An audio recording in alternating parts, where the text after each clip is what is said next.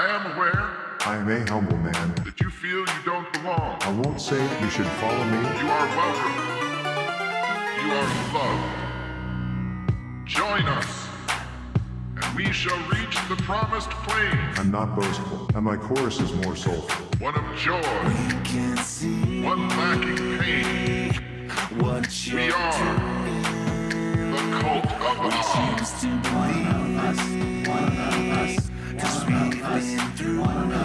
I am aware. Don't say it. I can see You it. feel you don't belong. I don't wanna. You don't need it. Once again, we don't need you. What I mean is, don't say it. I can see it. Join us. I don't wanna. You don't We shall need it. reach Once the again, promised we don't plain. need you.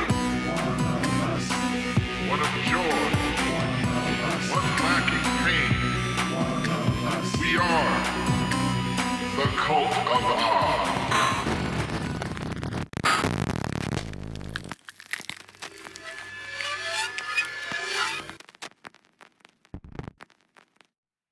That is right, one of us. Welcome, ladies and gentlemen, to the Cult of Odd. I am your friendly neighborhood cult leader, Odd, and tonight's show is a mystery show. It was pitched as I didn't know what the topic was going to be, but I am here to tell you that was a bit of a ruse, and I knew the whole time. But it is a show involving a mystery. So, we're not too far out of the realm of what I said. I do want to say something, though, before we get started tonight. Look, I get it. You listen to Andrew Tate. You idolize Joe Rogan. You've got a monthly subscription to powdered bull semen coming to your door to mix into your protein shake every hour. You're afraid of vaginas. They scare you. I understand. However, that doesn't mean you need to shit on everything that happens to be female-led. I'm talking about the Marvels here, all right? So I had the opportunity to watch the Marvels last night. And I am here to tell you that I am no necessarily, I can't really say that. I am a bit of a Marvel fanboy, but I will admit that they have had some flops. Quite a few of them. Of course, they are a company now that is spanning, 20-some years of movies and counting. So, cut them some slack. They're bound to have a few duds. Eternals. But The Marvels is not one of them. It was a fun movie. I enjoyed watching it. I enjoyed the laughs, the music that they chose, the story that they told. I still think Brie Larson has about as much personality as a plank of wood, but that doesn't mean that the other actors involved weren't just as good to compensate. So, anyways, if you're seeing the news and the critic reviews and stuff about the Marvels, and you're like, I don't know, don't listen. It's a fun movie. It almost felt like one of those summer popcorn movies, where you just go to turn your brain off and have a good time. If you do that, you're fine. Like they're telling a story, they're setting stuff up for later on in the phases. Just go enjoy it. But I'm really getting sick of everything that ends up being female led now, being shit on by the dude bros. Just because they think every protagonist should be male. Like, I get it. The first Avengers was predominantly male-led. But you do understand, given the time period that all that started, which was 2008, those men that they chose had the star power. And not only did they have the star power, which isn't to say that the women actresses wouldn't have had the star power either, but the characters that they chose to begin the MCU with were characters that were beloved, they were highest selling characters. There weren't a lot of female characters that you could make people care about that fast. Typically, female superheroes have a bit of a tragic backstory that takes time to build, or a complicated backstory that takes time to build. because a lot of the times, after years went on, the female heroes, their stories got put in the hands of people that actually cared about telling a compelling story. That being said, everyone deserves representation, and with the Marvels, they're ticking off a lot of boxes with it, and it's not some woke agenda. It's just the understanding that people have now that not every little kid looks up at a gleaming white superhero and is like, "That's me," and little black kids, little Indian kids, little Hispanic kids, kids of all nationalities deserve to have someone that they can identify with. And it's not just kids, people of all nationalities, all genders, all sexes deserve to have characters within media that is supposed to be consumed by everyone that represent them. Go see the Marvels. It's a fun movie. Shut the fuck up about the women-led shit. I'm tired of it. I get it. You're scared. You're frightened. Vaginas are confusing. It's fine. Their movies aren't for you. Don't go see them. That being said, I want to thank everyone that listened to the last episode. As of this morning, 404 downloads.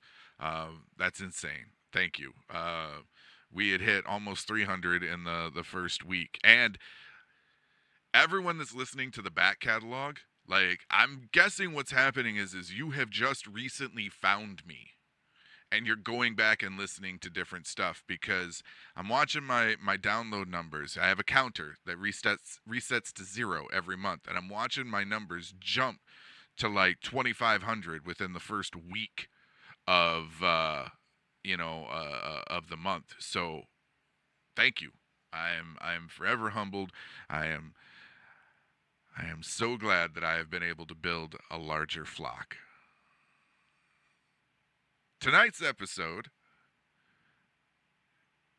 as I stated, has a bit of a mystery to it. Now, I'm sure, like I had said in the beginning, everybody thought, it was mystery. Odd doesn't know what's going on tonight. It's just a show that's been handed to him. Well, that's kind of what happened. Odd has been working. Odd has been coding. And Odd has just been a general recluse for the most part from everything and everyone in his life. So, with not having enough time to prepare and being in my own head, it was a godsend that my wife, Sim of the Dead, stepped in, and she's like, "I've got a story. I've got something for you." And she put together this episode. So if you like it, congratulate her. And if you don't like it, blame her. Our normal researcher Matt is still on hiatus at the moment, due to life and new job and trying to get everything situated. Matt will also be rejoining the fold here, I believe, soon.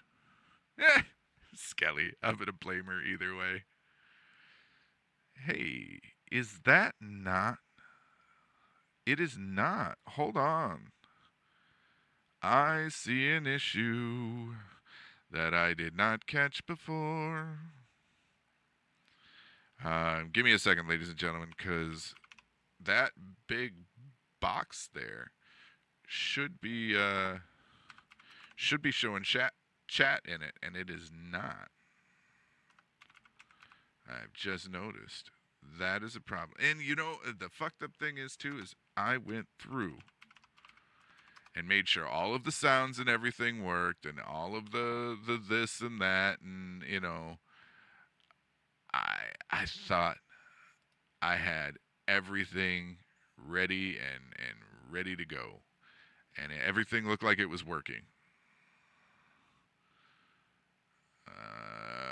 Why is this taking me so long? Oh yeah, because I'm trying to do it live, instead of having, been smart enough to. No. All my shit breaks when I don't want it to break. You know how frustrating that is? So, I hope everyone has had a good week. I do want to take a bit of a somber moment and send condolences to Mr. Brown and his family at this time because they have had a death in the family.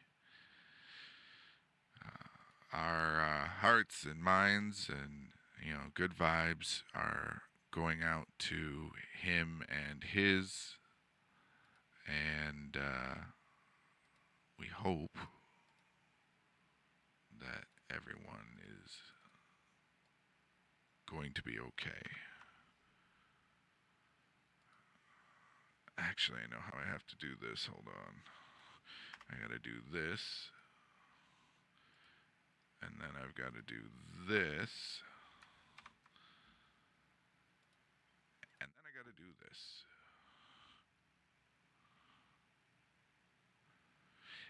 this. Do me a favor, somebody put something in the chat real quick.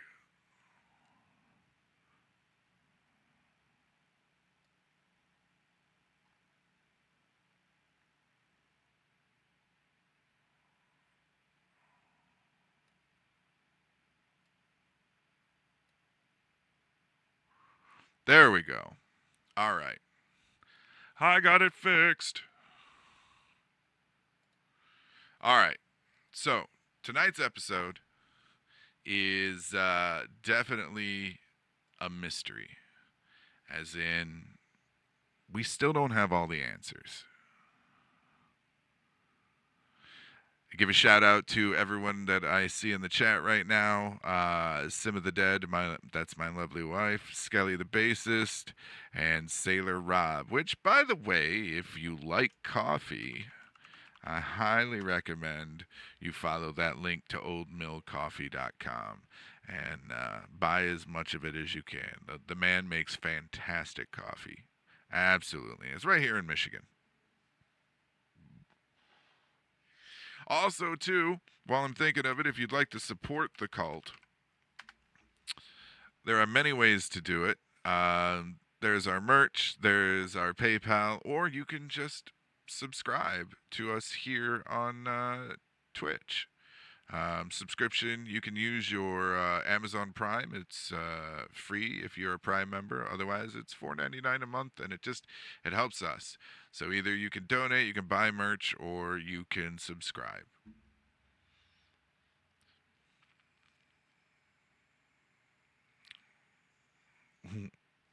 Yeah, we did. We did just run out of his coffee. All right, so as I stated, tonight's episode does involve a mystery.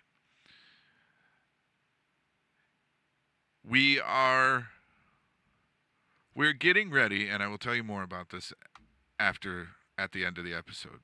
We are getting ready to start a new thing. This is kind of tying both those worlds together to get you ready for it. The Cecil Hotel is an affordable housing complex in downtown Los Angeles. It opened on December 20th, 1924, as a budget hotel. In 2011, the hotel was renamed the Stay on Main. The 14-floor motel has 700 guest rooms. The hotel has a checkered history with many suicides and deaths occurring there. Renovations started in 2017, but were halted by COVID, resulting in the hotel's temporary closure. On December 13th, 2021, the Cecil Hotel was reinaugurated as an affordable housing complex. In 1931, a guest, W.K. Norton, died in his room after taking poison capsules. Throughout the 1940s and 50s, more suicides at the Cecil occurred. In 2008, two longtime residents referred to the Cecil as the suicide. It became a popular nickname in social media years later. The Cecil became a notorious rendezvous spot for adulterous couples, drug activity, and a common ground for prostitutes. In 1964, a retired telephone operator named Pigeon Goldie Osgood, who had been a well-known and well-liked long-term resident at the hotel, was found dead in her room. She had been raped, stabbed, beaten, and her room ransacked. Jacques B. Ellinger was charged with Osgood's murder because he was seen covered in blood roaming the streets close to the hotel. He was later cleared as a suspect, and her murder remains unsolved. In the 1980s, the hotel was the temporary residence of serial killer Richard Ramirez, whom most of you may know as the Night Stalker. Ramirez was a regular presence on the Skid Row area of Los Angeles, and according to the hotel clerk who claims to have spoken to him,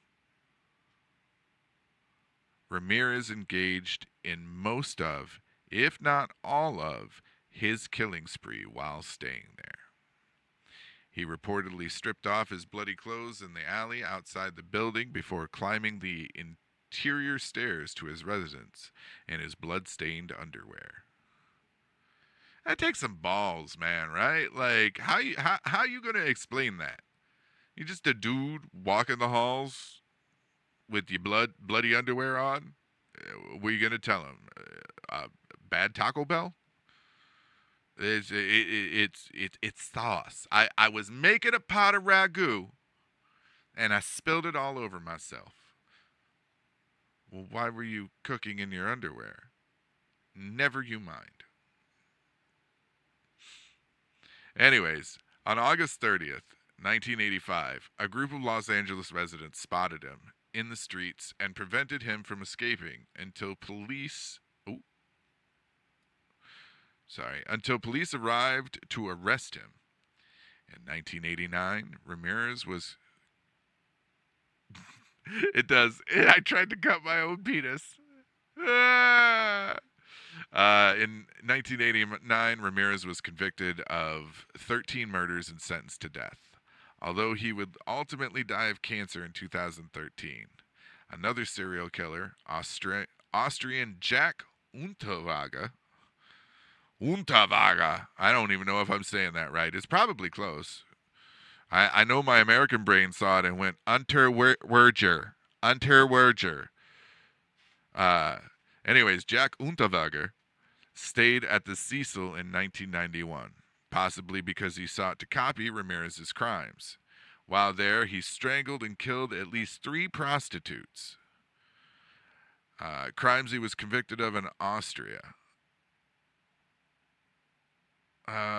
So we've given you the history about where we're talking about.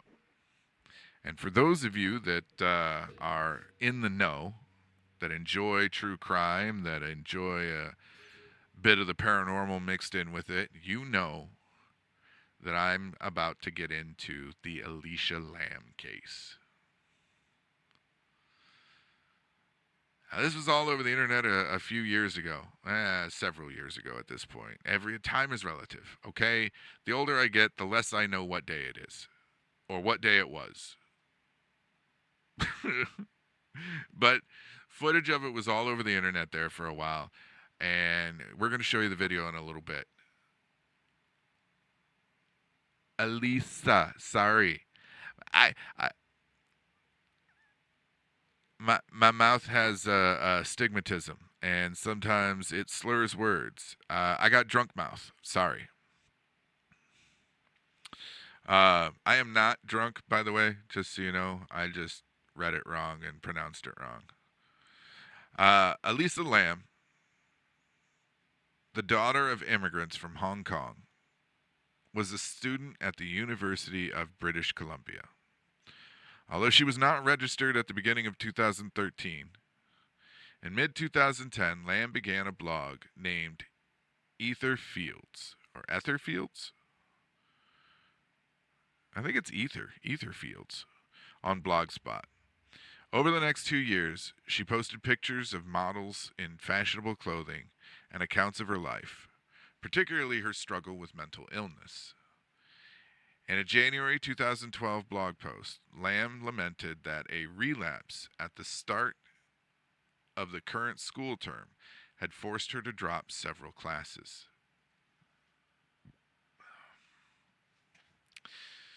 Leaving her feeling so utterly directionless and lost. She titled her post, "You're always haunted by the idea you're wasting your life," after a quotation from novelist Chuck Palahniuk. She used that quote as the epigraph for her blog.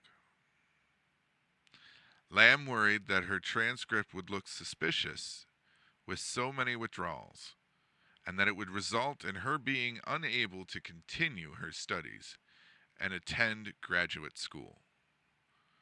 And that's a big thing. Like, I've known several college students over the years, right? Like, growing up, friends of mine went off to college, and, you know, as you get older, you find people who have gone back to college or whatnot. And being the immigrant, the daughter of immigrants from Hong Kong, like, education, like, you don't take breaks, right? Like, it's almost dishonorable. Well, actually, it is dishonorable. Like, you school, you become something successful, and you worry about everything else later. Hey, Woodgood. A little over 2 years after Lam had started blogging, she announced she would be abandoning her blog for another she had started on Tumblr, Nouvelle Nouveau. Its content mostly consisted of fashion photos, quotes, and a few posts in Lam's own words. Although the same Palahniuk quote was used as the epigraph. And for those of you interested, her blog is still up on Tumblr.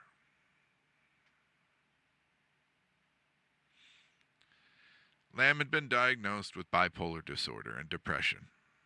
She had been prescribed several medications for her mental health issues, Wellbutrin, Lamictagrin, Quetiapine, Dexedrine, Spancel, and Venlafaxine.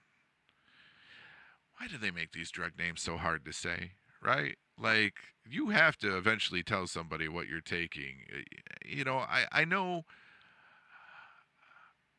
America would come up with some really dumb names if we really let them, but, like, some of these drug names are just impossible to pronounce without sounding like you're having a stroke. I do it on a daily basis with my regular job, and I fail 90% of the time. So if I mispronounce a medication tonight, it is because they're just impossible to pronounce sometimes. According to her family, who reportedly kept her mental illness private, Lam had no history of suicidal ideations or attempts, although one report claims she had previously gone missing for a brief period. Lam had a history of not taking her bipolar medication, and as a result, on several occasions suffered hallucinations that would cause her to hide under her bed. She was hospitalized at least once for one of these episodes. We hear that a lot, don't we? We hear a lot that people don't take their depression meds, or don't take their anxiety meds, or don't take their bipolar meds, or whatever medications that they have. And then, people will throw their hands up like, well, they stopped taking their medication. What did they expect? You do realize that those medications have some pretty terrible fucking side effects. Never mind the weight gain, or, the not feeling like yourself.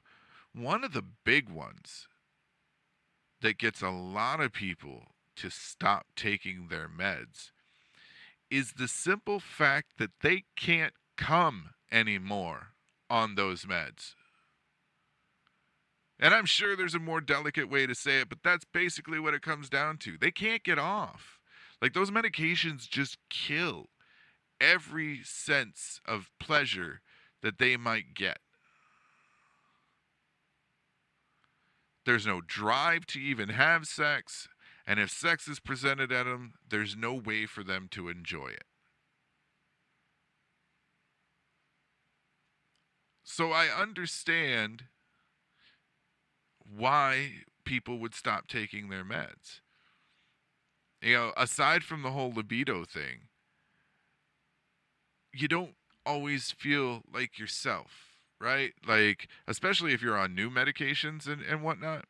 I, in the past, have been on medications, and they were the wrong ones. And the only way I've ever been able to describe it is it was like I was looking at myself through a window, watching everything happen, but not having any real control, not really having any experience from it. It was very disconnected feeling, and I hated that. So I get it. I get why people will sometimes stop taking their meds. It's not always good for them, of course, but I do understand the desire to feel something again. Medication interactions. The list of drugs that she was on, and we're going to list them off again, and you're going to get the interactions. Wellbutrin, among others, is an atypical antidepressant primarily used to treat major depressive disorder. Most common adverse effects of bupropion, with the greatest difference from placebo, are dry mouth, nausea, constipation, insomnia, anxiety, tremor, and excessive sweating. Rare but serious side effects often include seizure, liver toxicity, psychosis, and a risk of overdose. And this makes me think, just listen to that. It is an antidepressant, but it can also leave you nauseous, constipated, not able to sleep, anxious, sweaty. Not only can that, but it could also possibly be toxic to you and cause worse psychological issues. Robbing Peter to pay Paul there. Lamictogen, sold under the brand name Lamictal, is a medication used to treat epilepsy and stabilize mood in bipolar disorder. For epilepsy, this includes focal seizures, tonic-clonic seizures, and seizures in the Lennox-Gastaut syndrome. And bipolar disorder, it has not been shown to reliably treat acute depression, but for patients with bipolar disorder who are not currently symptomatic, it appears to be effective in reducing the risk of future episodes of depression. Now, seizure, okay? And then a drug to create or to combat epilepsy. When I was a child, I was put on 2 different types of medication. One of them was Ritalin.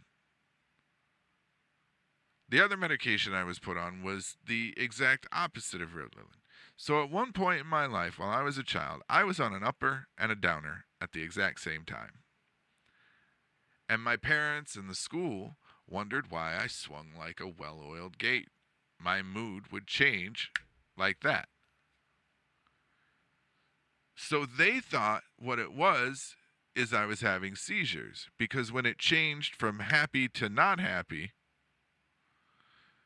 I would black out and I wouldn't remember anything that happened. They thought I was having seizures.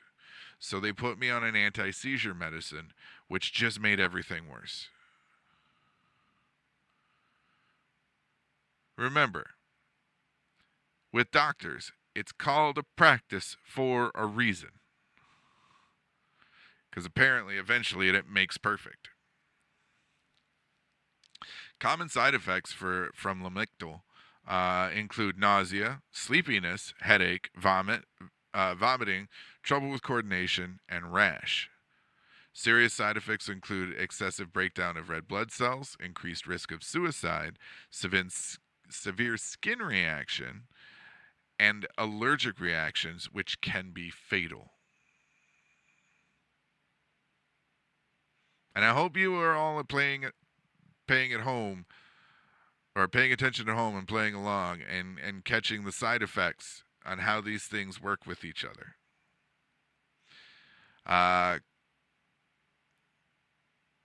Quetiapine is sold under the brand name of Seroquel, among others. It is a atypical antipsychotic medication used for the treatment of schizophrenia, bipolar disorder, major depressive disorder. Despite being widely used as a sleep aid due to its sedating effects, the benefits of such use do not appear to generally outweigh the side effects. It is taken orally. Common side effects include sleepiness, constipation, weight gain, and dry mouth. Other side effects include low blood pressure, withstanding, seizures, a prolonged erection, high blood sugar, tardive dyskinesia, and neuroleptic malignant syndrome, suicide attempt, suicide, death, QTC, prolongation, low blood pressure, tachycardia, sedation, gynecomastia, menstrual irregularity, and white blood cell count at a rate similar to first-generation antipsychotics.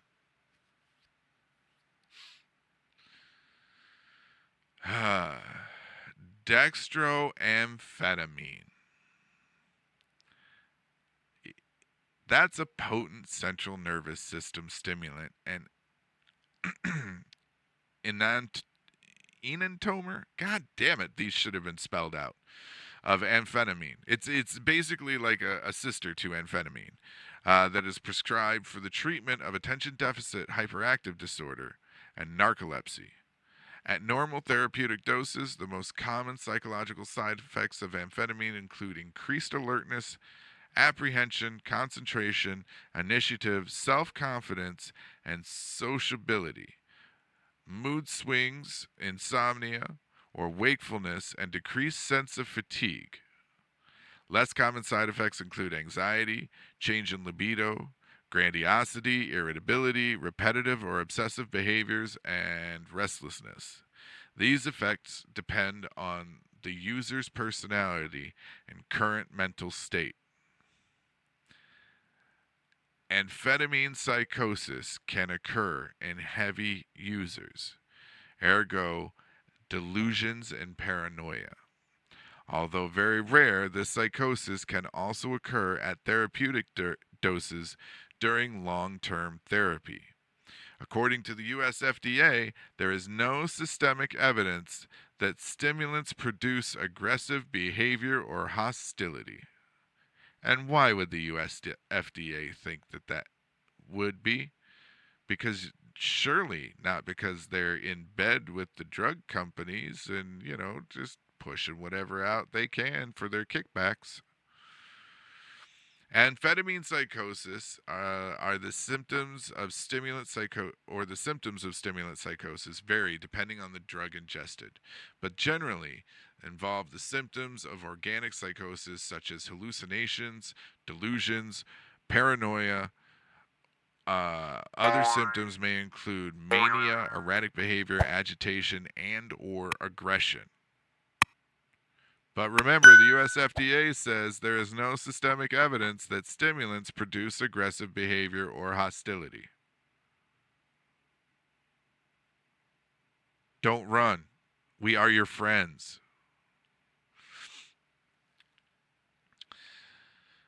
Venlafaxine. sold under the brand name Effexor, among others, is an antidepressant medication of the serotonin neuropinephrine. Neuropinephrine.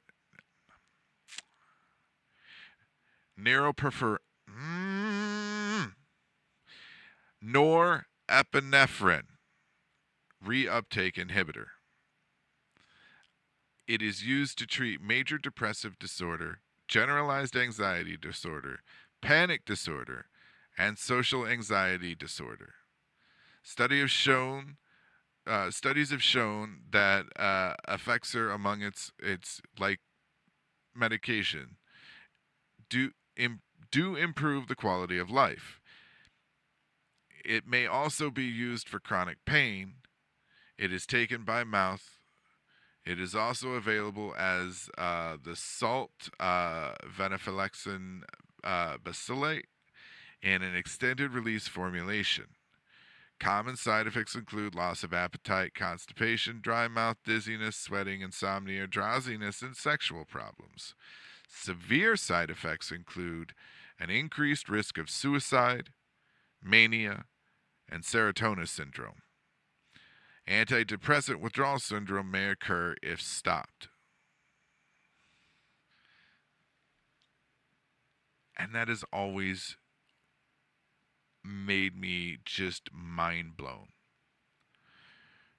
All right, so how does a drug become a drug that we can all take? Well, first, someone has to design the drug, right? Someone has to create it in a lab. Then that drug is tested on animals. Then if the animals survive the testing phase, then there is a application submitted, usually to the U.S. FDA, to begin clinical trials in humans. At which point, there is the control group who are given a placebo, and there is the testing group who are given the actual drug. That sample group, the data is usually back and forth. They find out what how you feel with it, what side effects and symptoms there are, and then the US FDA looks at it and says, okay, this drug is supposed to make people happier, right? Right. Okay. But it caused prolonged erection. Well, I know I've been happy almost every time I've had an erection. Maybe that's not so bad. Oh, look here, it causes drowsiness. Sometimes I have problems falling asleep. That's pretty good. That's not a bad side effect. It makes people crazy. I'm sure they're just over-exaggerating. What else you got? You got any constipation or diarrhea? Oh, dry mouth. Dry mouth, that's okay. Yeah, ship it out.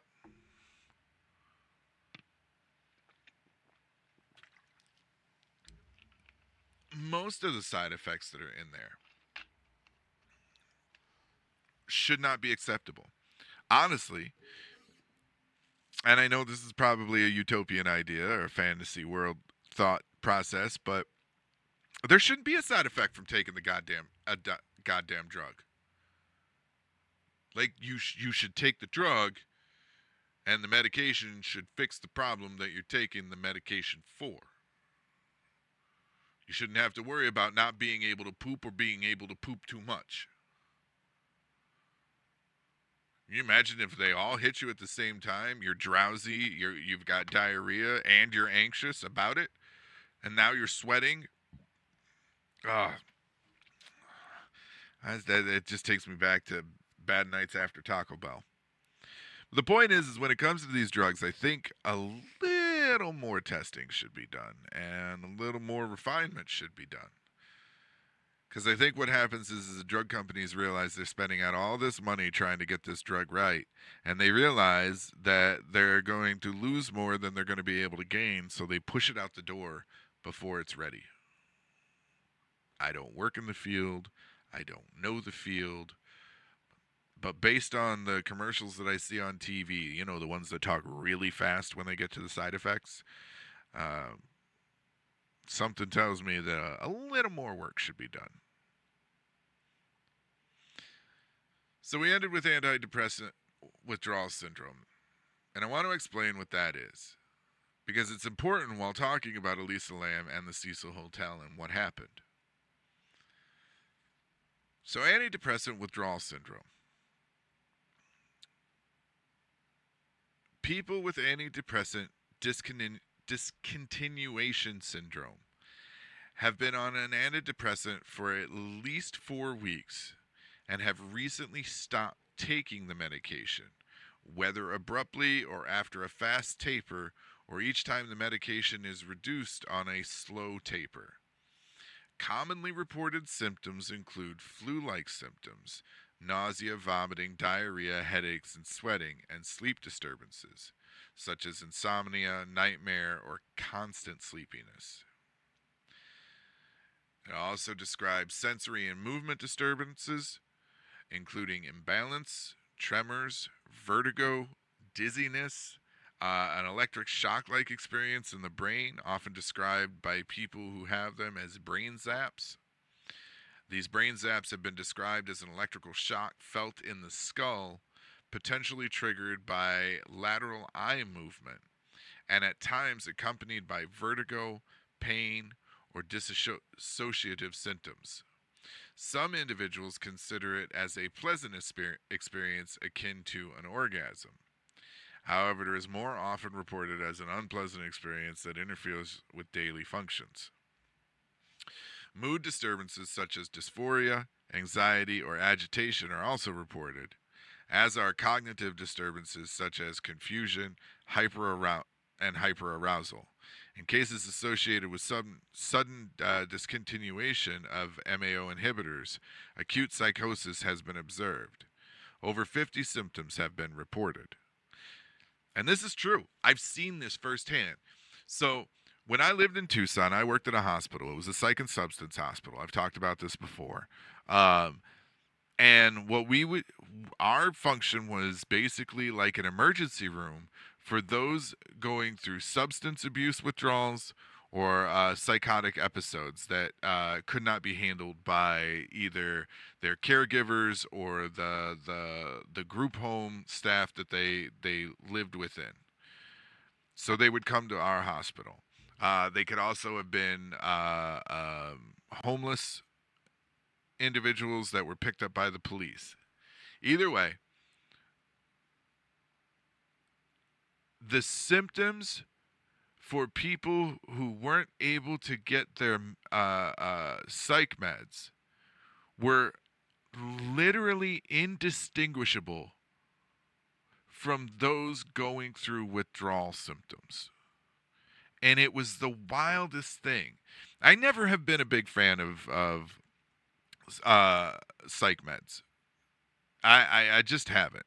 When you're forced to take them as a kid and feel like a zombie most of the time, you kind of don't want to deal with them when you're an adult.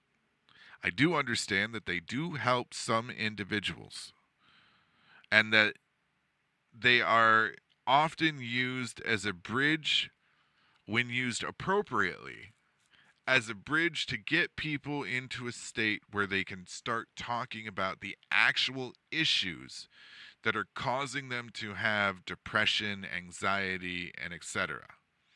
That's not to say that I don't believe in chemical imbalances or anything like that. I believe our lives are now unfortunately tailored in such a way due to how society is that we're not able to take care of ourselves in the ways that we should be, i.e. proper sleep, proper downtime, proper eating, proper activity, and stuff like that. But I believe that the psych meds should be used in tandem with actual therapy, and that people need to understand that they can't just pop a pill and make everything better. There's work that needs to go in. It's just like everything in life. You have to put in the work if you want to get the right result out. And taking a pill is the easy route, and the easy route never works. But those pills can help you get to a place where you can start doing the work. I think the problem is people get put on these drugs and they're like, oh, they're not working. Well, let me up the dose. Oh, well, they're still not working. All right, well, let me up the dose. Oh, well, they're still not working. All right, well, let me up the dose. And we keep increasing the dose instead of asking the question of why aren't they working? And the answer usually is the person that's taking them wants to be alleviated from the symptoms of the issue without actually dealing with the issue. You say it all the time. Oh, you hear it a lot when talking about addicts and alcoholics and whatnot. Is like nobody can help them until they're ready to help themselves. And I think that's how psych med should be looked at. Is like until you're genuinely ready to start putting in the work, you shouldn't be on them.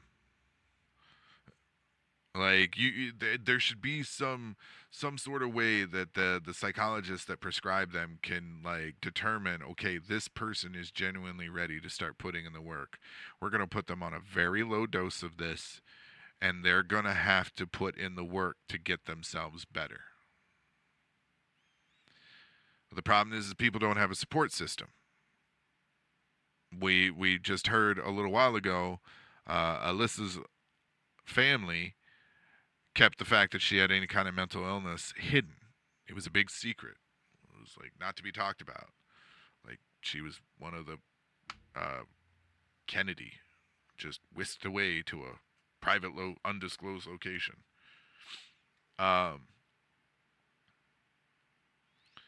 Mental health is a serious thing that we don't take serious here in America. I don't think many places in the world truly take it serious, and I think it's because we don't understand it. I think we don't fully understand what it is because so many of us are still in that mindset of we just need to get over it. And that doesn't work for everything. It works for some things. It doesn't work for everything. You know, your bike getting stolen when you're 8, you can probably get over. But your uncle taking photos of you compromising positions is not something you can just get over. And you're going to say, oh, well, that's a stretch. It's not. I am going to say if you put 10 people in a room together, at least 4 to 6 of them have had an experience somewhere along the lines of what I just described. Now think of that in a global scale. And it gets worse when you get outside the U.S.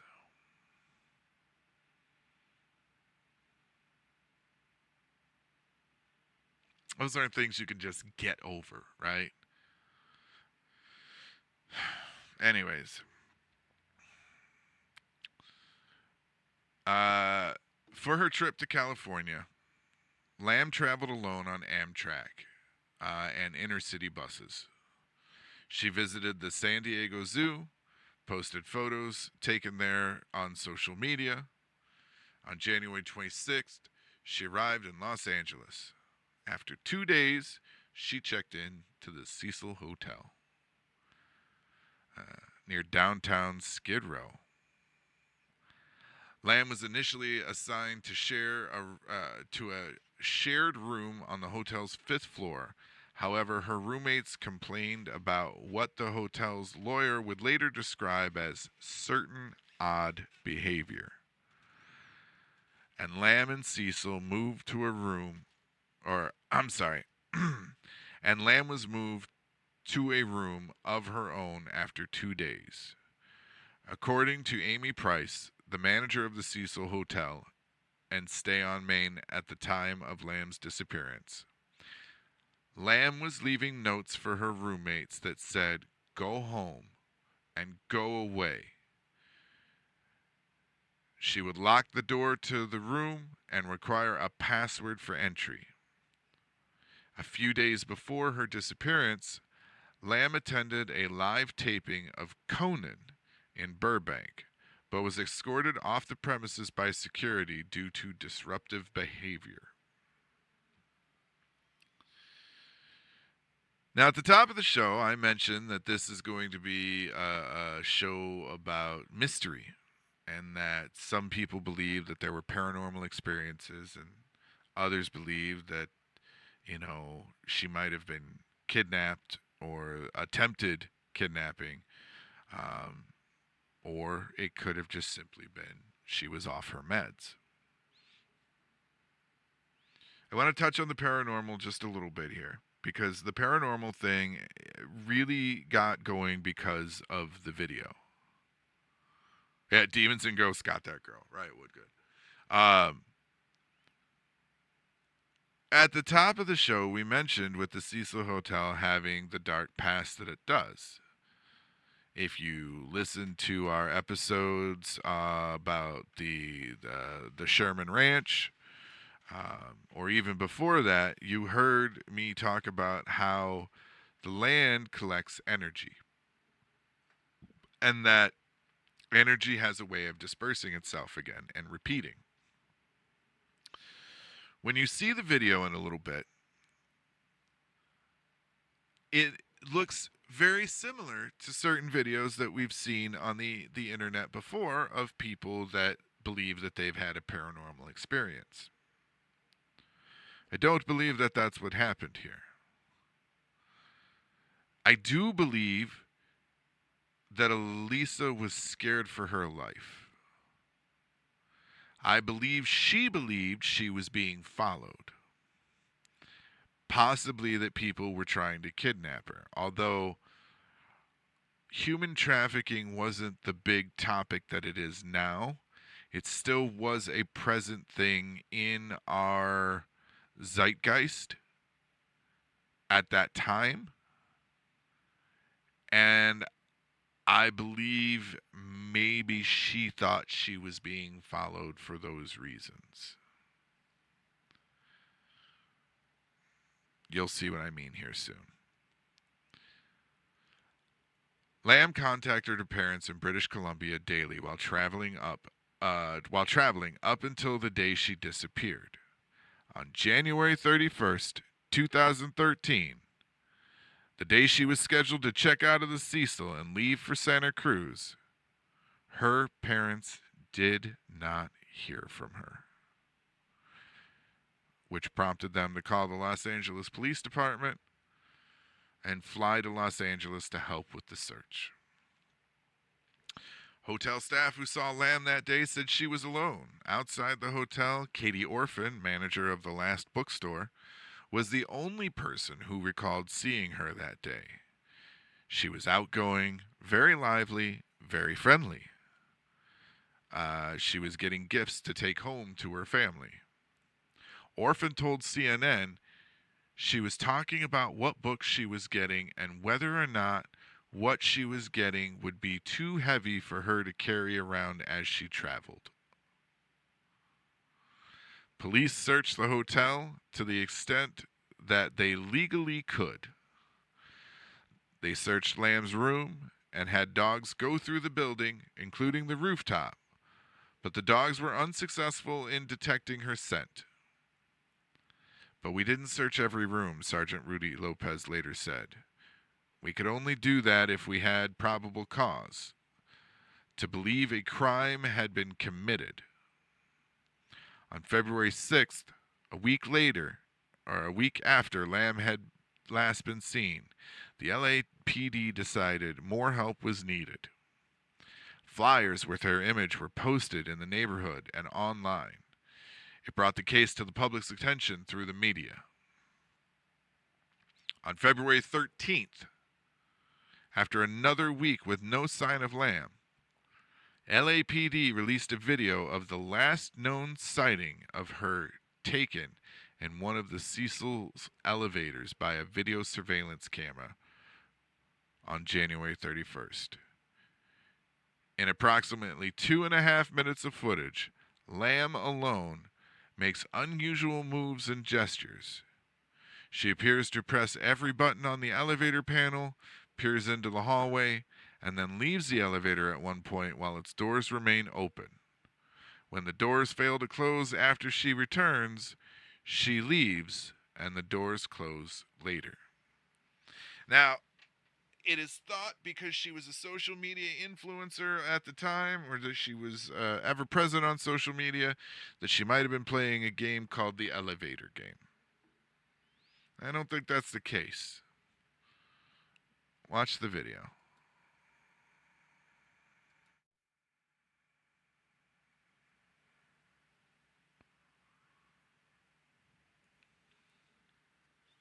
Now you can see her go into the elevator. And she appears to stand there for a few. And now she's creeping and looking and standing back.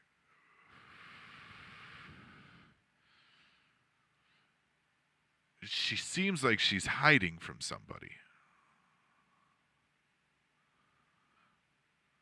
And that she sees something or someone that makes her step out.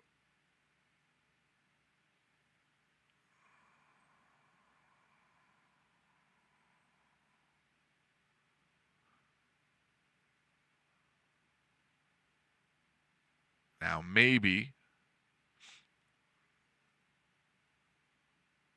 she is unsure of whether or not the elevator is safe, and she is trying to figure that out. Those doors are staying open for an inordinately long amount of time, though.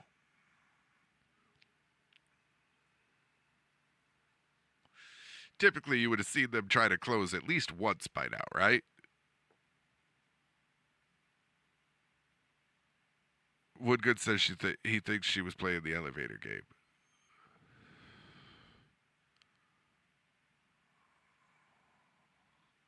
And there you can see her pushing all of the buttons on the elevator. Every floor. All the way down and back up.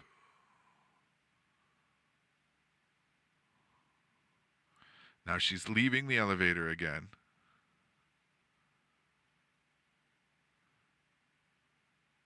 The only thing I can think is maybe that elevator door sensor is on the outside too. I don't know. But she's making weird hand motions with her hands, like she's talking or something.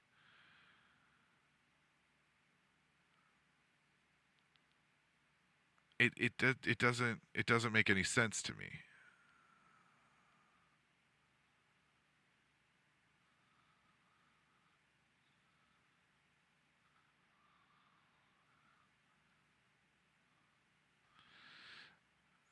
It started over.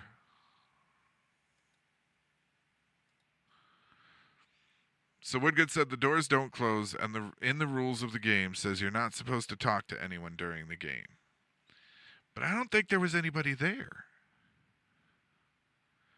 I think she was having a psychotic episode. I think she may have been, you may be right, she may be have been playing the elevator game, but I think she was in the midst of a psychotic break. Little blips in and out, maybe even regression to a childlike state. Somewhere where she felt more comfortable. She was under a huge amount of pressure because of, school, and I'm sure all the pressure from home life, and the drugs didn't help. And if she stopped taking them for a little bit, it could have definitely sent her over the edge. The video drew worldwide attention.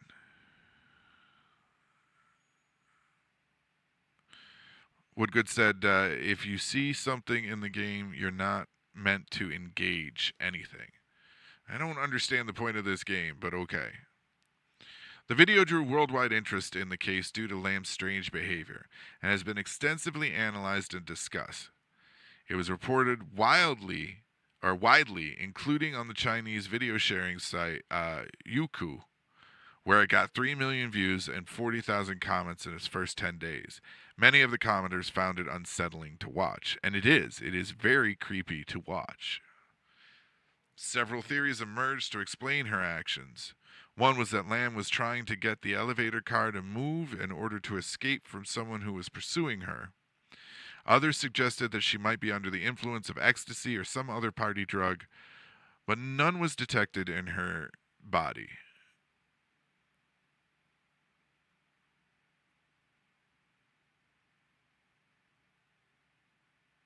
When her bipolar disorder became known, the theory that she was having a psychotic episode also emerged. Other viewers argued that the video had been tampered with before being made public. Besides the obscuring of the timestamp, they claimed parts had been slowed down and nearly a minute of footage had been removed.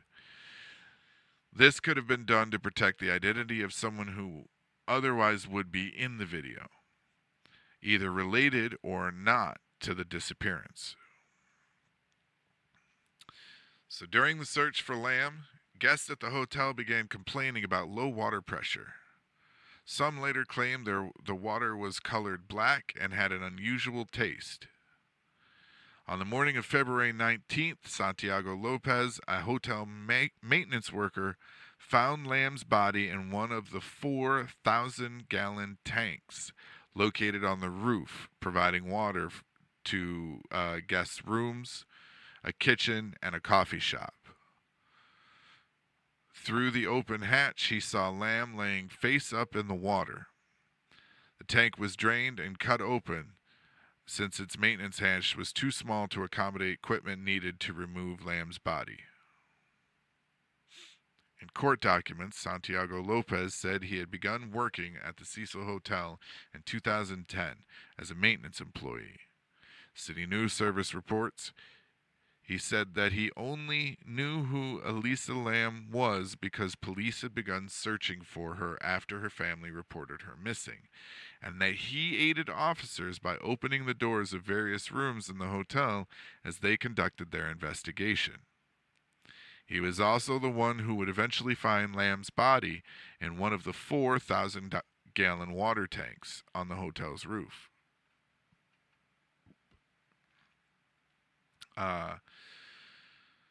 Lopez said he took the elevator to the 15th floor and then took a staircase up to the roof. He had to first turn off the rooftop alarm, then had to climb up onto the platform where the 4 tanks sat. Then he had to climb another ladder to get to the top of the main tank. I noticed the hatch to the main water tank was open and looked inside and saw an Asian woman lying face up in the water approximately 12 inches from the top of the tank, he said. Police had checked the roof during their investigation, but did not think to look in the tanks. Lopez said that he didn't notice anything wrong with the alarm on the door of the roof that day, nor had he heard it go off at any point during Lam's stay.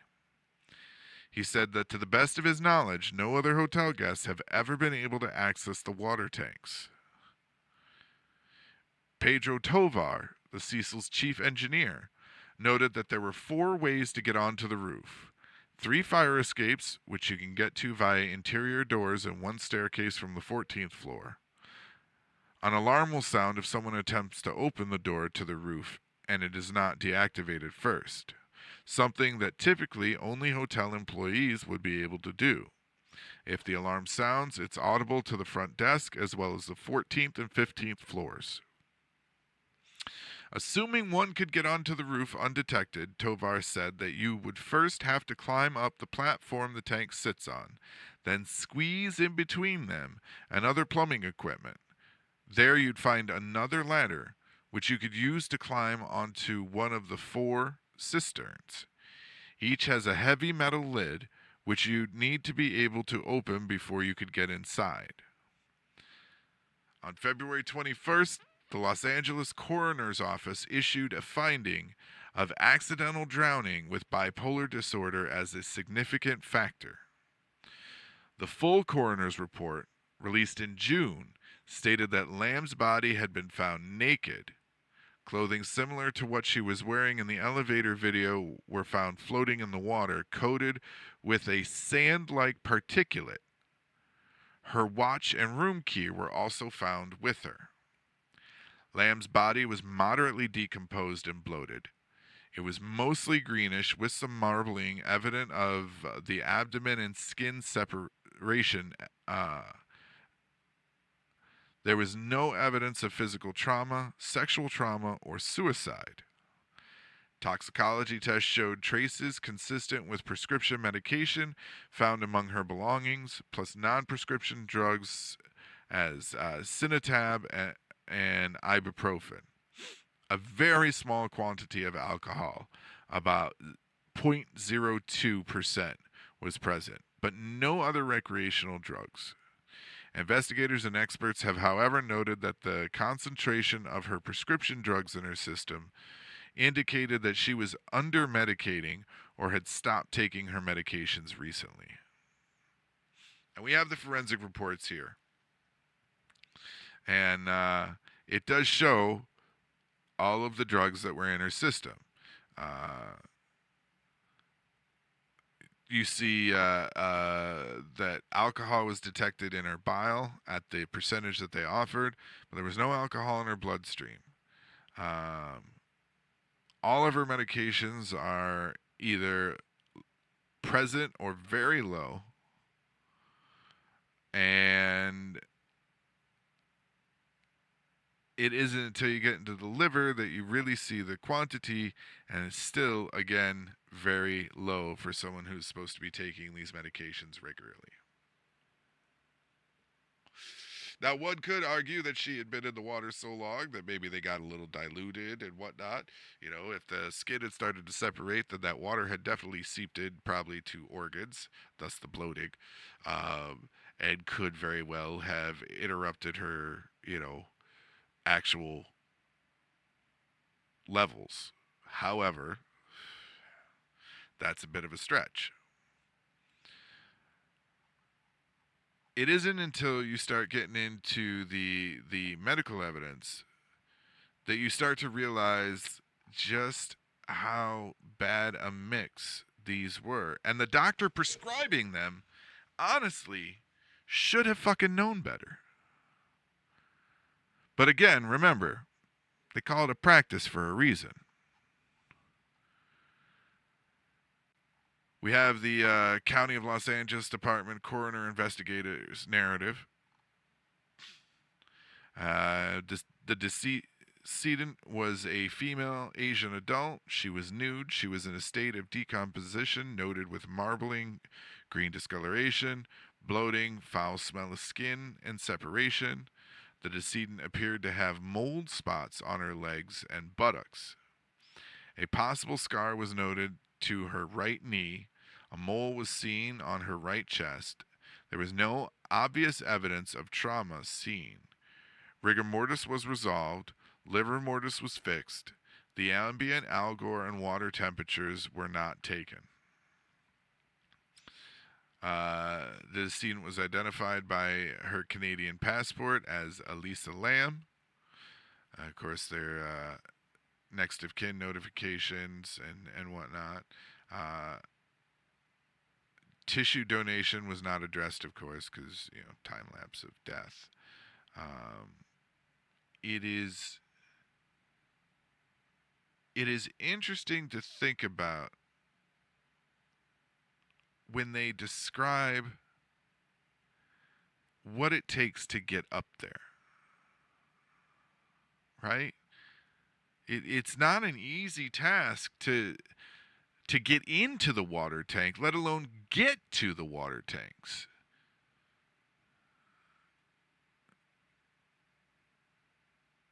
Right? Woodgood said she must work for the CIA to pull off all that stuff just to get to the roof. But, okay, so say she didn't use the door. Say she used the fire escapes. Why? Why would you do that? There's no logical reason. And it's easy to just say, okay, she was having a psychotic episode because she was off her meds. And which, unfortunately, may very well be the case. It may be the very tragic story for this equally tragic incident.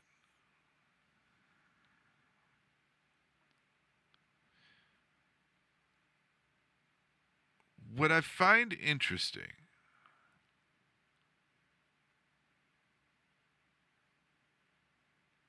and I'd be curious to know.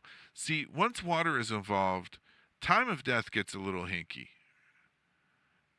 And I wonder if the level of decomposition that was present was consistent with the amount of time she had been missing for a body to be in water.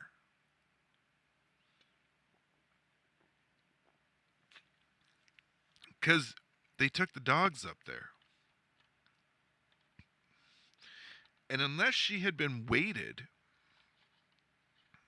right, at the bottom,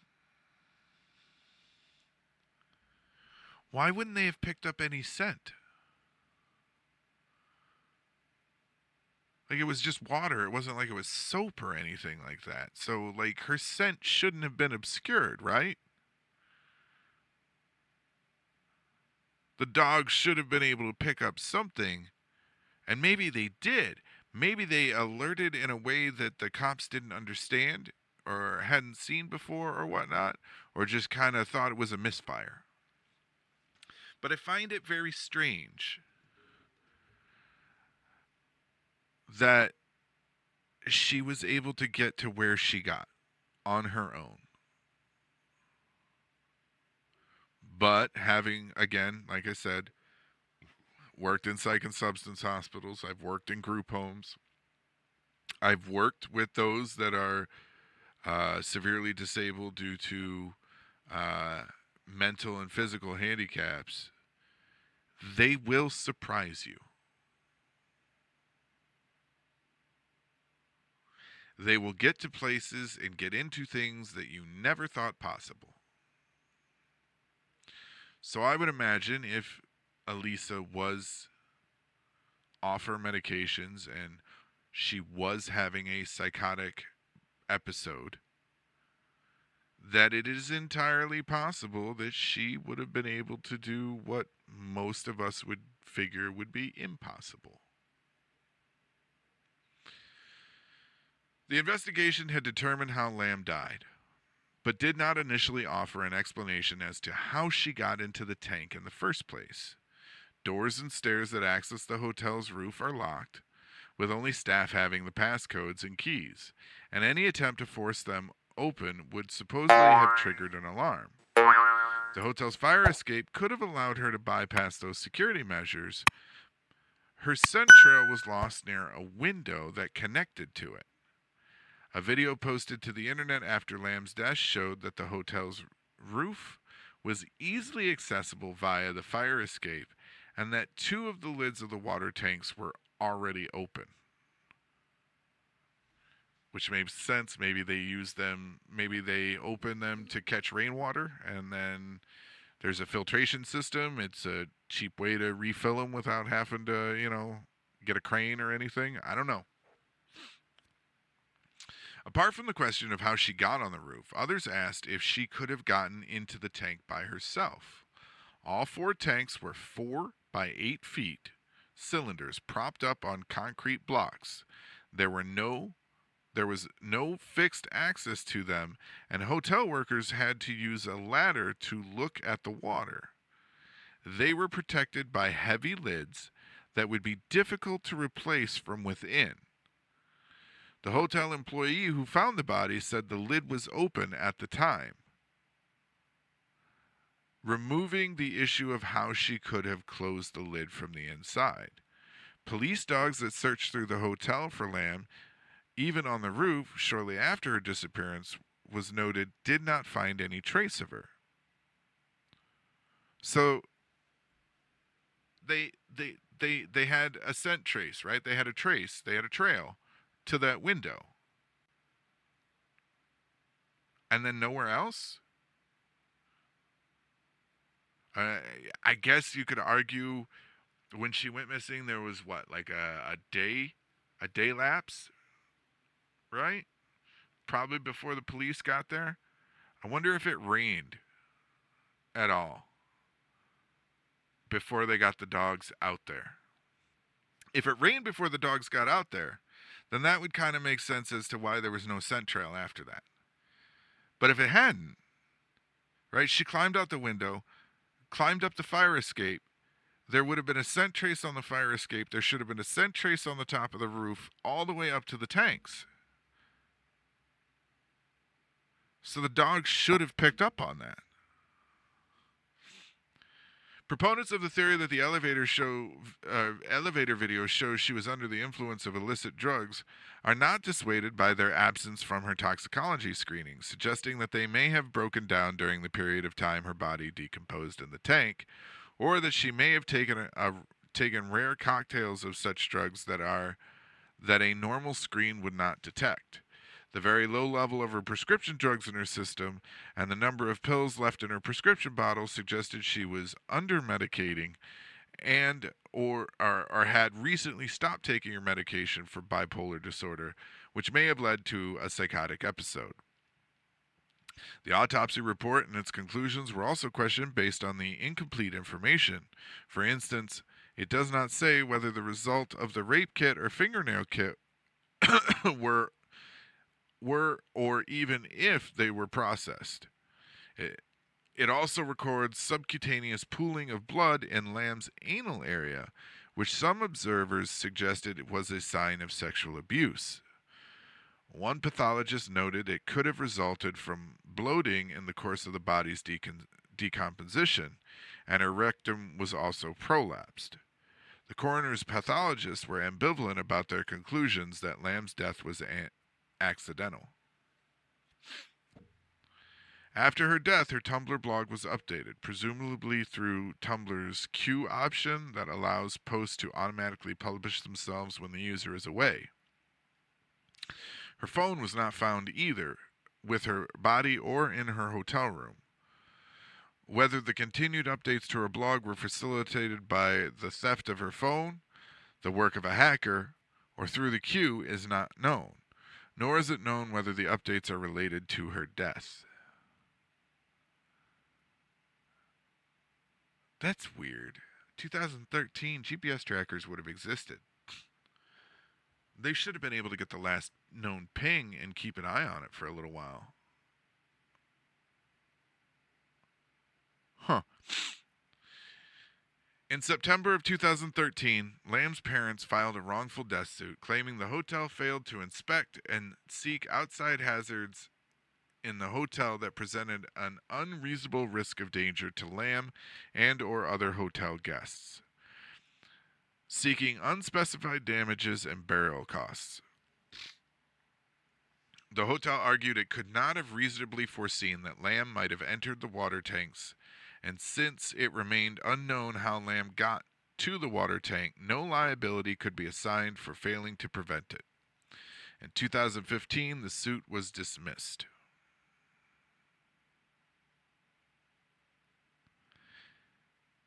Now, I feel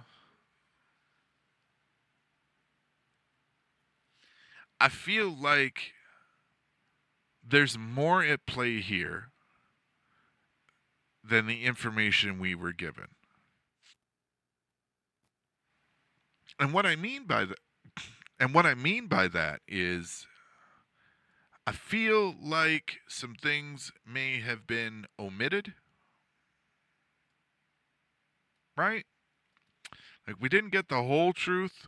We got most of the truth. We got enough of the truth to put some sort of answer on it.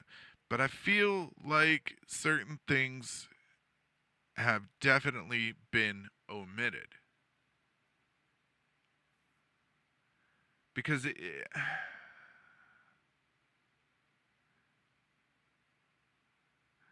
the answer that they gave feels a little too put together. I don't know a better way to say it. It feels like somebody was like, well, that's that, all sewn up here, on to the next. I remember this case. I remember seeing the video. I remember seeing the video when they posted it, and it was, what actually happened. And a lot of the speculation at the time dealt with the paranormal because of the Cecil's past.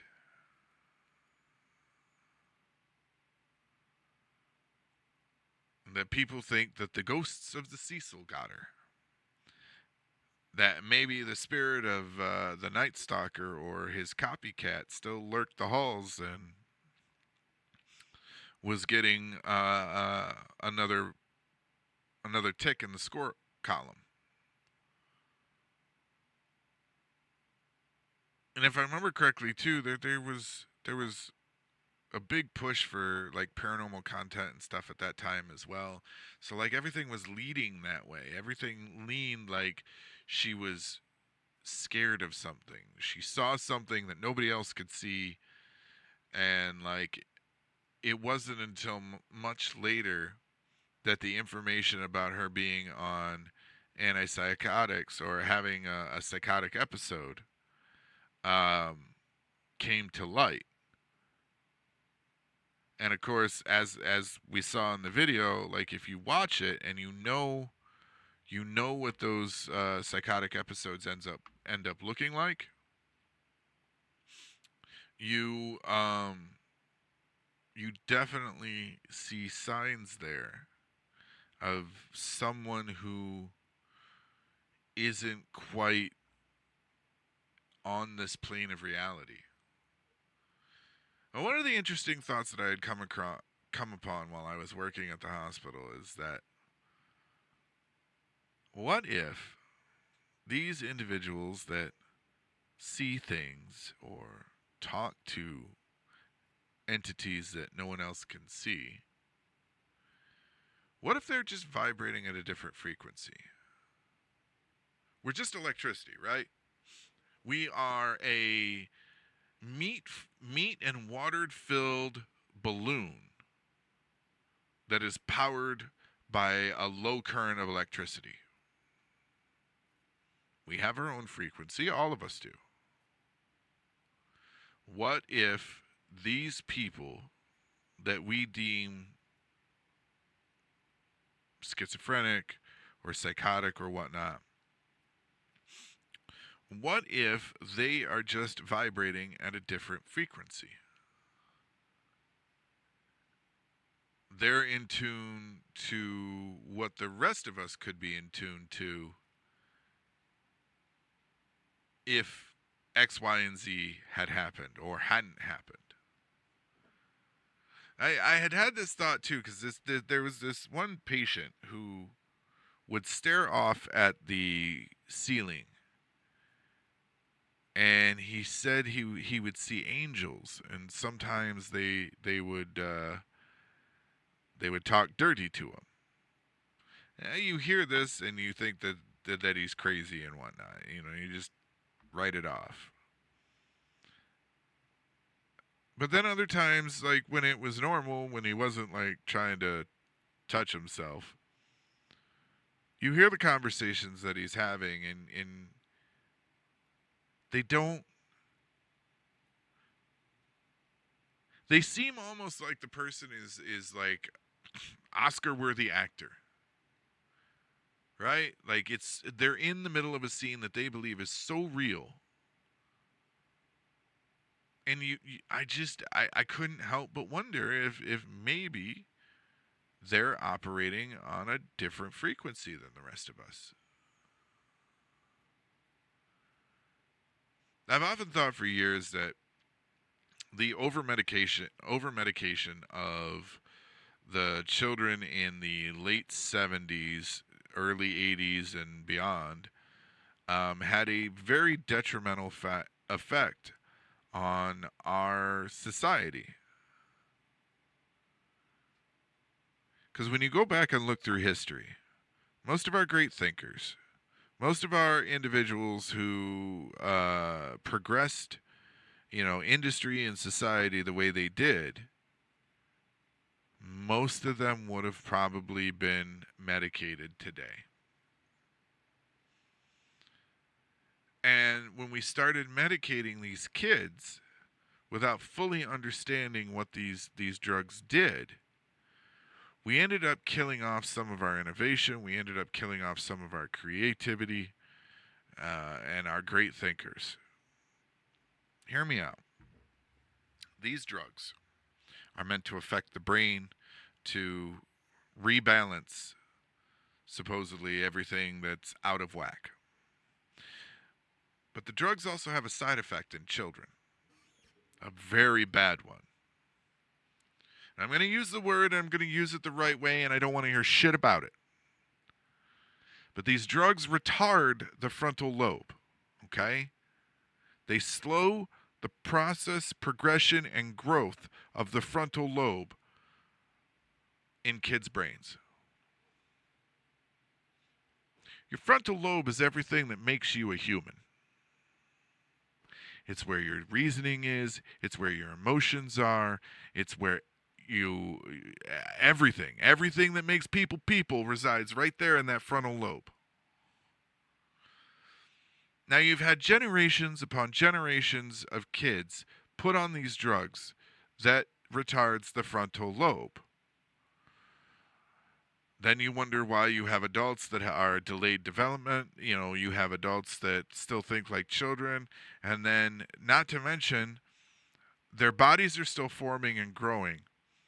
And just like with plants, whatever you give them, they end up depending on later in life. And it ends up changing their makeup.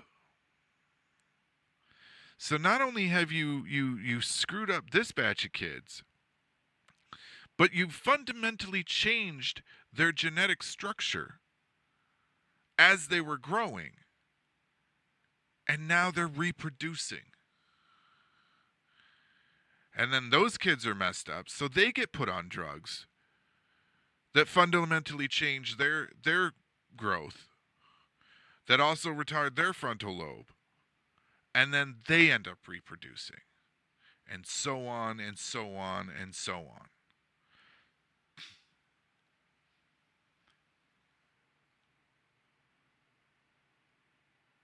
As I got older and I started to understand myself and these medications that I was on, I got angrier and angrier. And when I would have conversations with my mother about it, the only thing that she would say is, well, we didn't know. We thought that they were help. We thought we were doing the right thing. And that answer always made me so angry. Because on the one hand, yeah, she's exactly right. They thought they were doing the right thing. The doctors told them it was the right thing. But on the other hand, you basically used your child as a fucking guinea pig because you couldn't handle it.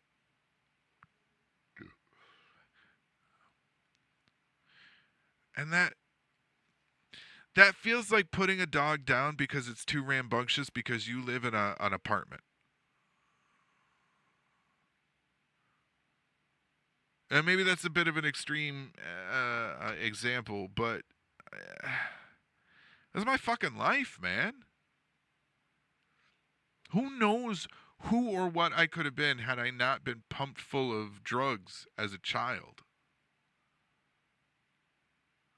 And we could play the what if game, if I had turned left instead of right, I could have been a millionaire, blah, blah, blah. But like that feels like an important sticking point. Whether or not I turned left or right, or whether or not I ate my ice cream from the left side or the right side, doesn't seem to matter, when it comes to what choices and what life I could have had. But the drugs that they put me on as a child, it's a fucking miracle that I didn't turn into a drug addict. This is my drug. This is my other drug. And I smoke pot. But that's usually just to shut this fucking brain up so I can be at peace. So maybe it is entirely possible that these drugs had a severe interaction within Elisa Lam. And that maybe she noticed the interaction and decided to stop taking them. Because that's everyone's first instinct, right? If the medication's making me sick, Stop taking it. Good night, Skelly. You don't stop to think that, oh shit, I've been on these for a little bit. Maybe I should try to taper myself off. Maybe I'll skip a dose. Maybe I'll take half of a dose. Everybody's just like, no, I need this out of my life immediately. Boom. And that's because they don't even understand that the drugs they're being put on. When you get the prescription, they say, okay, the instructions and the side effects are in the bag. Have a good day. Nobody reads the instructions. Nobody reads the side effects. That paperwork gets thrown away with the bag. I think the doctors should do a better job of making sure people know what they're about to take. Sitting them down and talking with them about it in depth. Getting them to the point where they're damn near too afraid to take the drug.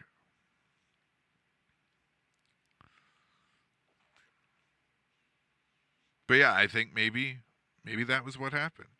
Maybe she was having an interaction. Maybe she went out on a date and it didn't go the way she wanted it to, and she realized maybe it's the drugs. There's a million maybes. And unfortunately, we may never know the truth fully. But it is interesting, though, how this case has shaped pop culture. The circumstances of Lam's death have been compared to plot elements in the 2005 horror film Dark Water.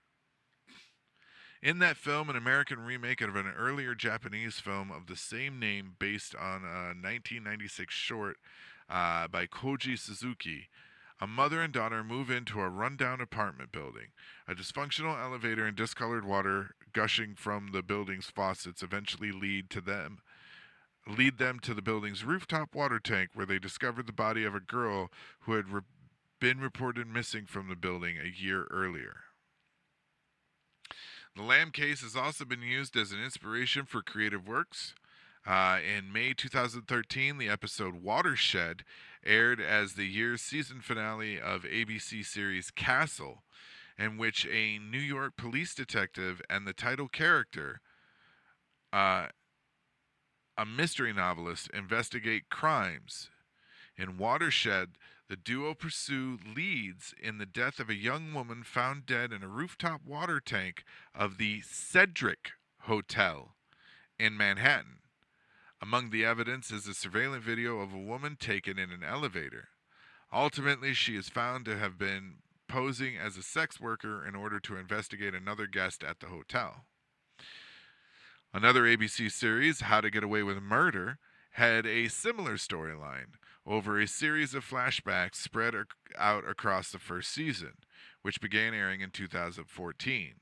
It is revealed that a sorority girl missing at the start of the season was murdered, and her body had been hidden in a water tank on the roof of the sorority house. Similarly, her body is discovered only when a maintenance worker is called to the house to address a water pressure issue.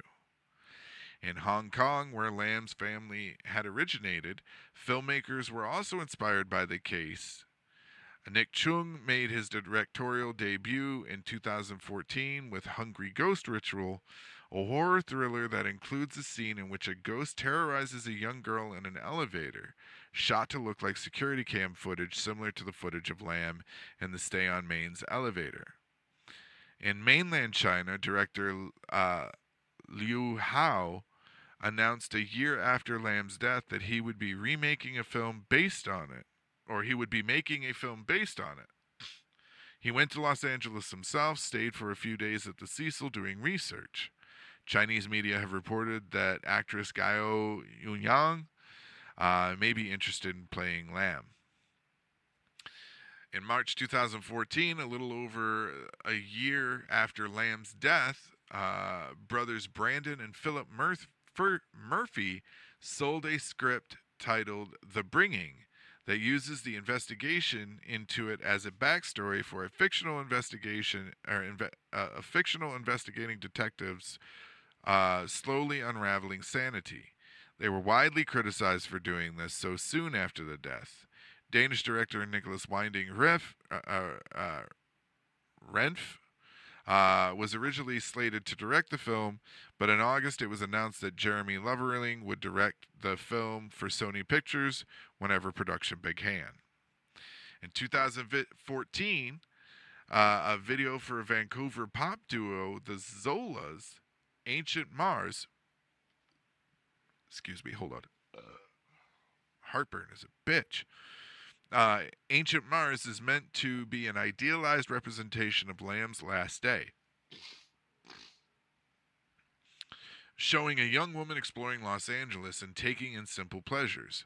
It bugged me how tidily people explained away her disappearance with drugs or mental illness. What did I say?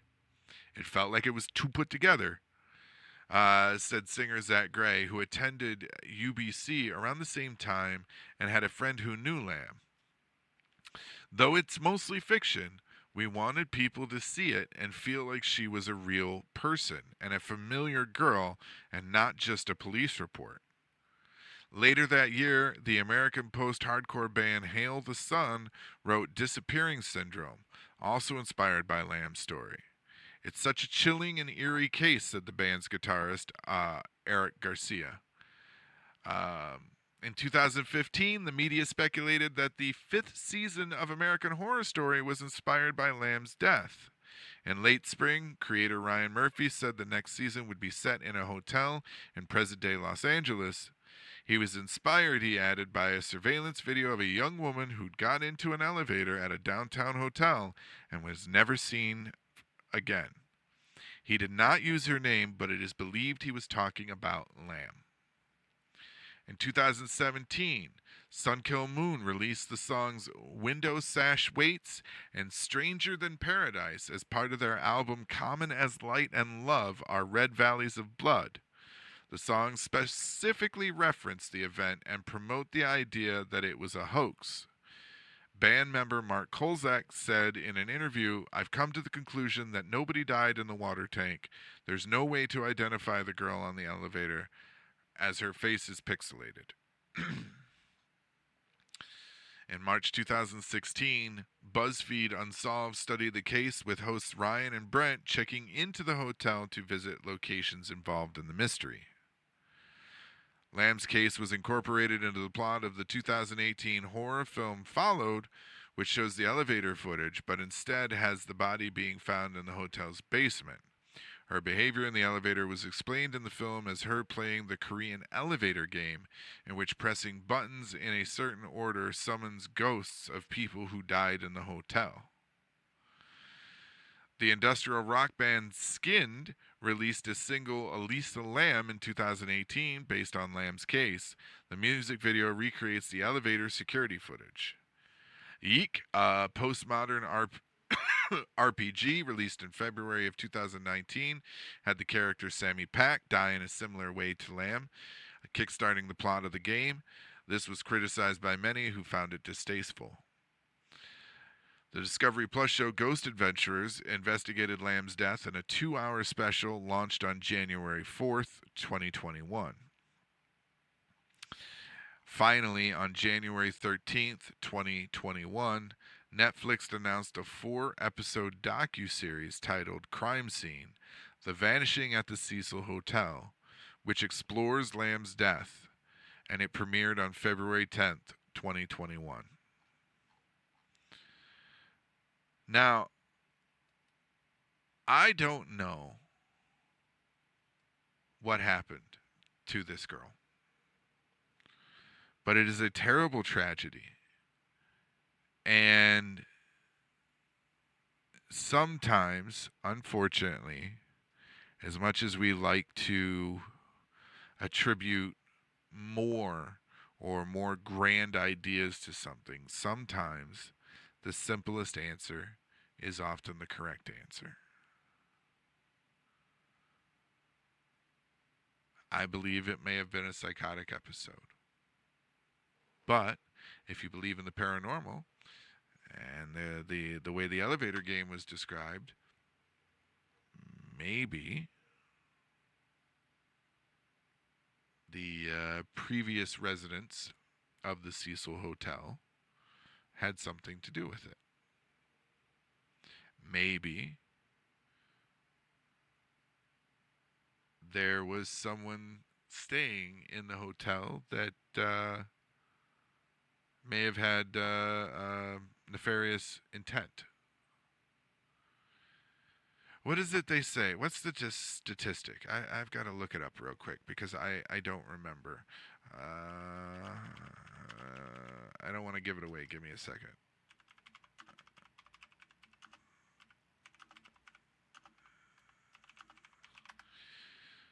So let's see.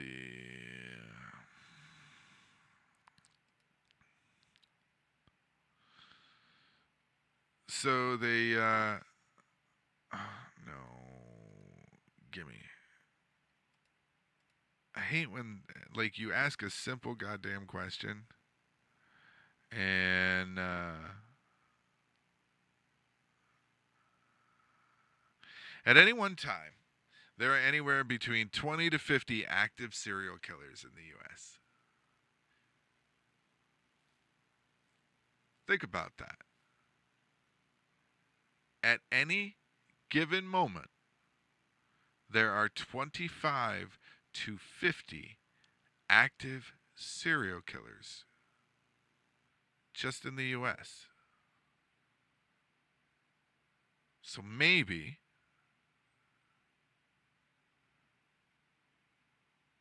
Elisa ran into one of them. But I feel like if more bodies were turning up in water towers, we'd have heard about it, right? However,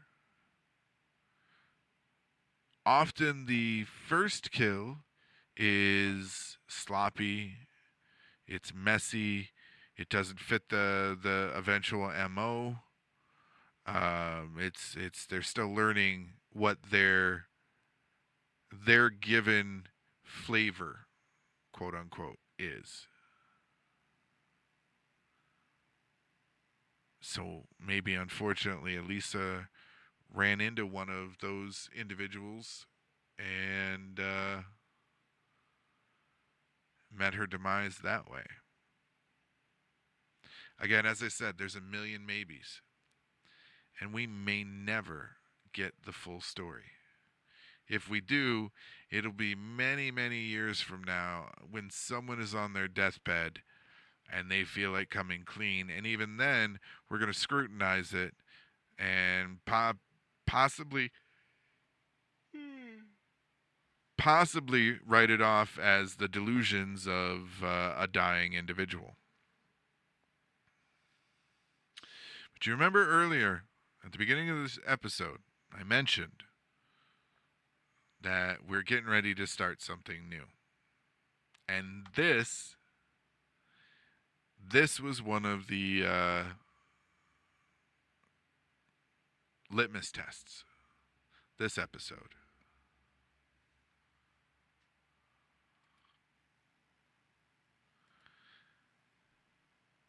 The wife has wanted to do a show for a while. She is big into true crime. It takes a special case to catch my interest. However, we have decided to start a secondary show. So that means sometime after the start of the year, you will start getting multiple episodes a month, more than just the two. The current idea is that the week that I am not doing this show, we will have it set up so she can do Cultivad Case Closed. And in it, she'll be going through different true crime stories, and I get to play the role of the audience. I get to listen. I get to be you all.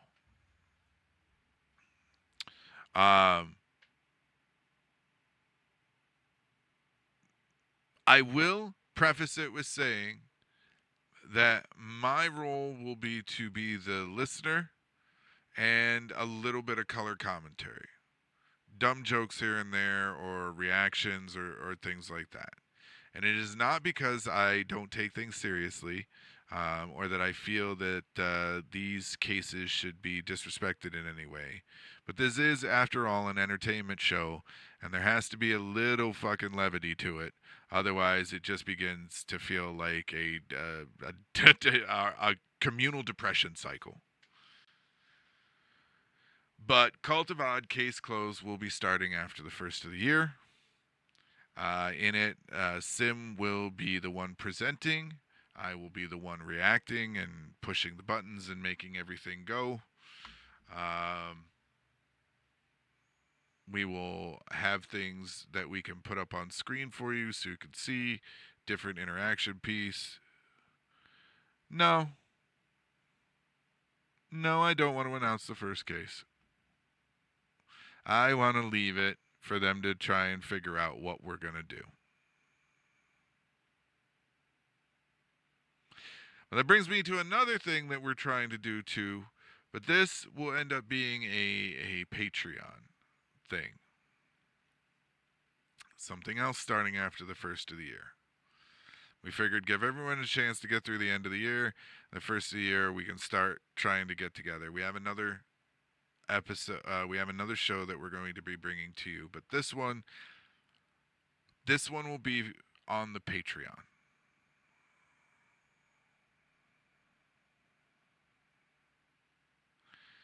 This one will be called Cult of Odd, Dead of Night.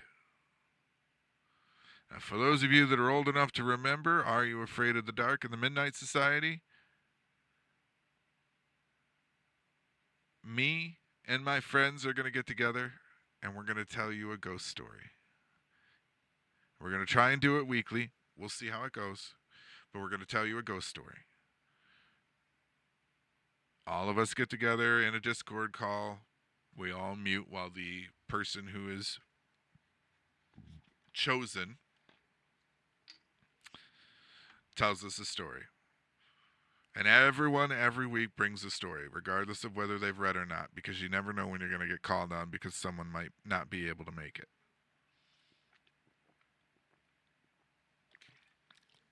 I don't care if you wrote the story yourself, or if you found it on Reddit, or you found it in some dark corner of the internet.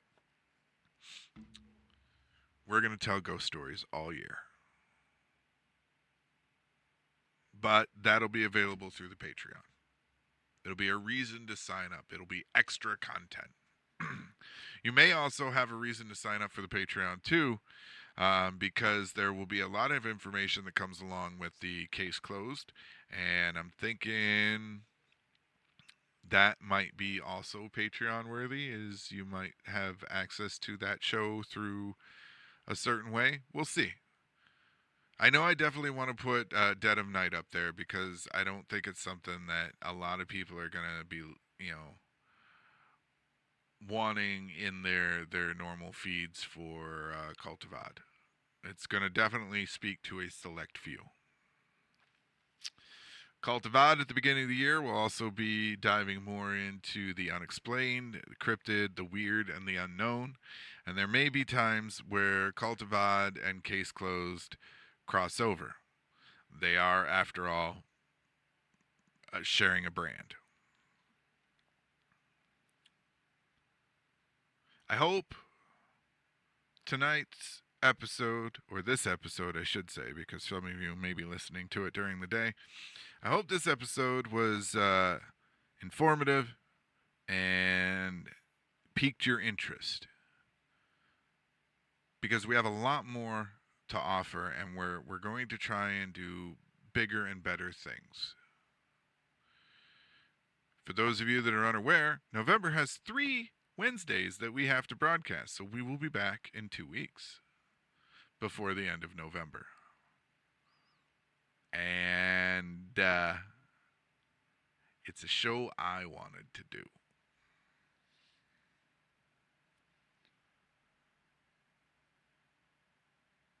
Whatever happened to Elisa Lam? The pain and the tragedy and the sorrow that her family has felt is real. Mental illness is no laughing matter. Sure, those of us that have it, we make dark jokes with our friends, but when it comes down to it, we need to take more care, more time, and more effort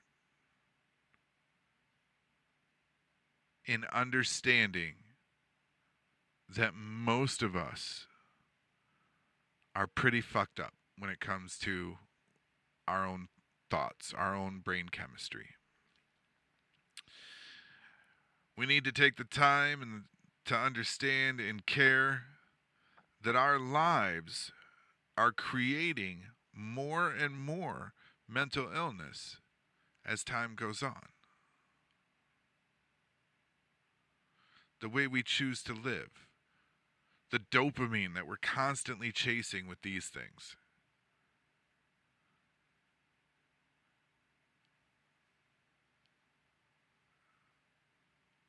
We desperately need to rewrite our own stories.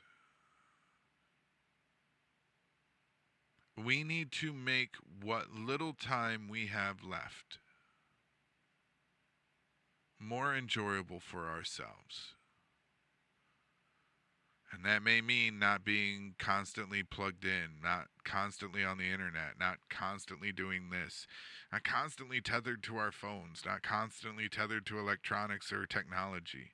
That means making time for self-care, wellness checks on our friends, mental health checks on ourselves.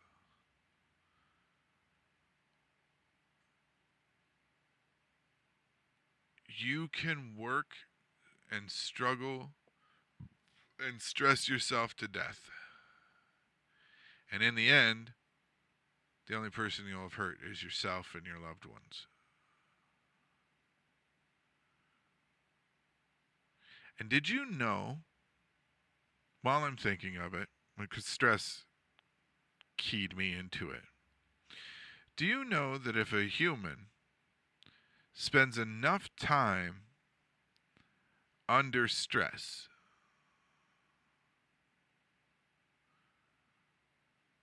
that they will actually damage their brain? So that means all of us here in America, with the constant struggles that are put upon us, mostly by the men and women that we've supposedly elected to be in charge of us, living through those constant struggles is actually damaging our mental health. The stress that comes with being poor and worrying about where your next meal is going to come from, or how you're going to pay rent, or how you're going to pay your electricity, or how you're going to make it to work even though you only have enough gas to make it to the end of the street. The stress of knowing that all of the hours that you're putting in aren't going to amount to enough money to cover everything that you need. The stress of what happens if a loved one gets sick? What happens if my child gets sick? All of that stress that we are all constantly under is killing us mentally, psychologically damaging us.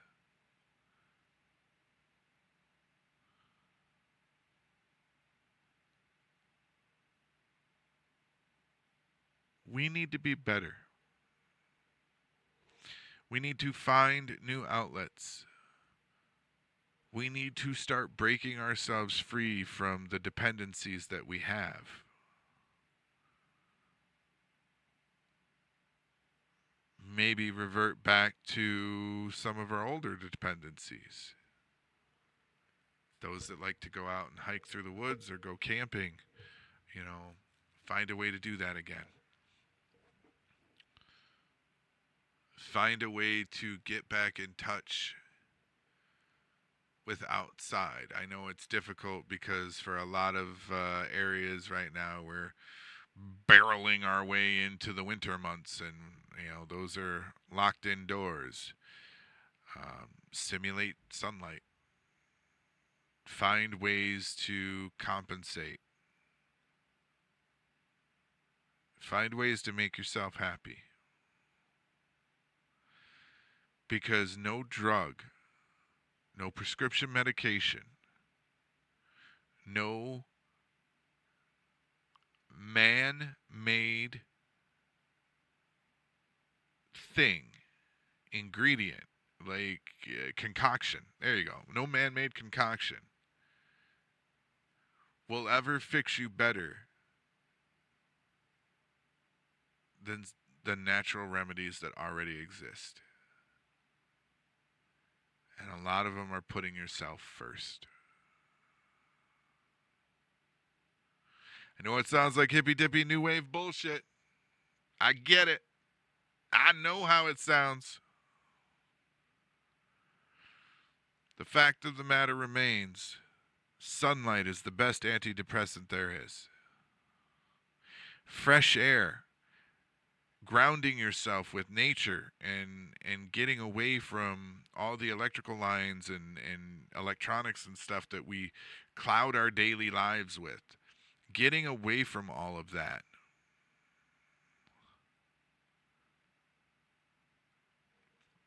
That's the only way that we can naturally take care of ourselves. What up, Freddie?